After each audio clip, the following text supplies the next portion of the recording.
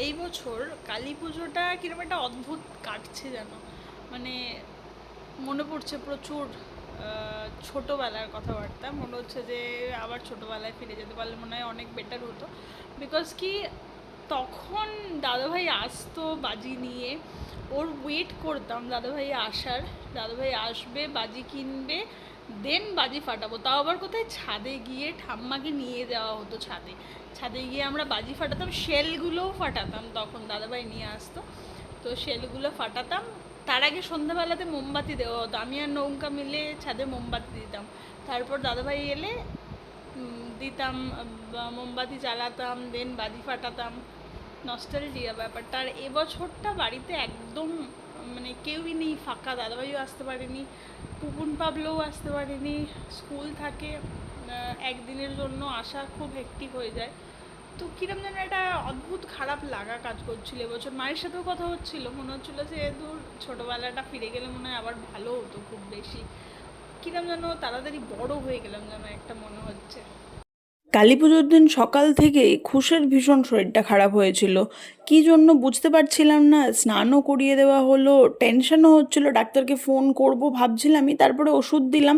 দেন মা বলল যে একটুখানি লেবু চিপে দিই, তাহলে দেখি। বিকজ কি, এই জিনিসটা আগে একবার এরকম হয়েছিল, তো ওর অনেকটা বেটার ফিল হয়েছিল গা হাত পা মুছিয়ে দেওয়া, লেবু মাথায় চিপে দেওয়াতে। তো এবারও আমরা ভাবলাম যে দেখি একবার লেবু চিপে দিয়ে কি হয়, যদিও বেটার ফিল করে দেন আর ডাক্তারের সাথে কথা বলবো না।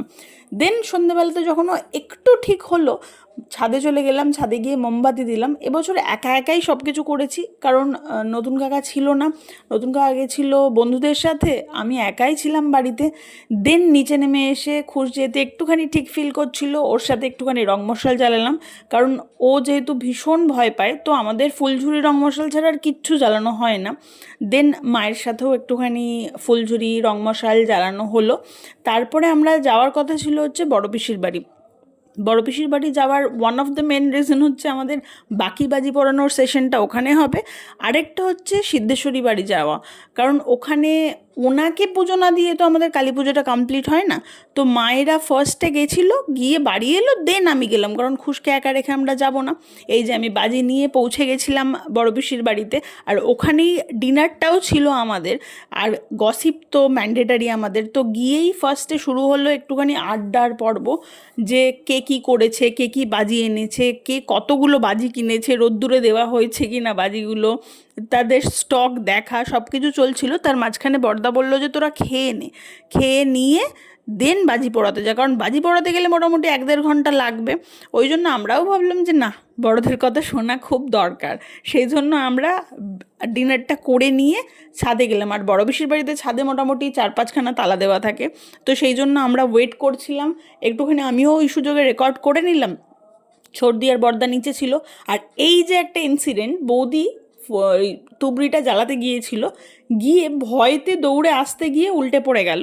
পড়ে গিয়ে পাটা ছিলে গিয়েছিল, যদিও অতটাও কিছু হয়নি, কিন্তু আমরা একটু ভয় পেয়ে গিয়েছিলাম যে কী জানি, এত জোরে পড়েছিল যে আওয়াজটা হলো। ওই জন্য আমরা ভাবলাম যে কী জানি কতটা কেটে গেল, সেটাও একটা ব্যাপার দেখছিলাম আমরা, হাসাহাসিও হচ্ছিল যদিও। দেন তুবড়ি, ফানুস সব কিছু জ্বালানো হলো। আর যেটা ম্যান্ডেটারি সেটা হচ্ছে এই যে আমি যেরকম পোজ দিচ্ছি, এটা শুধু আমি পোজ দিয়েছি, ওরাও দিচ্ছিল। আর এই যে বেস্টেস্ট হাজব্যান্ড, অমনি যেহেতু রং মশালের ধোঁয়াটা প্রচণ্ড আসছে বলে আবার নাকে রুমাল বেঁধে দিচ্ছে বউয়ের। এই জিনিসগুলো আজকালকার দিনে বড্ড রেয়ার হয়ে গিয়েছে, সচরাচর দেখা যায় না। আমাদের বাড়িতে আছে এক্সাম্পল। দেন আমরা বাজি পড়ানো কমপ্লিট করে অলমোস্ট 11টা 10-15 বাজে, তখন ডিসাইড করলাম যে একবার মন্দির ঘুরে আসি, কারণ আমি যেতে পারিনি, মায়েরা চলে এসেছিলো, তো আমি একা একা আর যাইনি। তো বৌদি আর সর্দির ছেলে ছিল, ওকে বললাম যে চ যাবি, বললো যে হ্যাঁ চ তাহলে গিয়ে একবার ঘুরে আসি। বৌদিও যায়নি। অ্যান্ড গিয়ে ওখানে একটা গেলে না কিরকম একটা আলাদা ফিলিং হয়, মনে হয় যেন মা তো রয়েছে, দেখছে। একটা অদ্ভুত ফিলিং, মানে যেটা বলে ডেসক্রাইব করা যাবে না। আর খুব জাগ্রত মন্দির এটা আমাদের এখানে।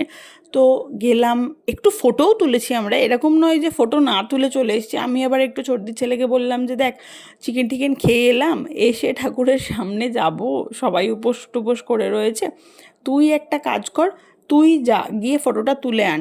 তো প্রথমে তো না না না না যেরকম করে সেরকম তো করছিল, দেন ফাইনালি রাজি হলো। এই যে এই ক্লিপটা ও তুলেছিল, আমি যদিও বলেছিলাম অন্যভাবেও ক্লিপটা নিতে, সেটা নেয়নি।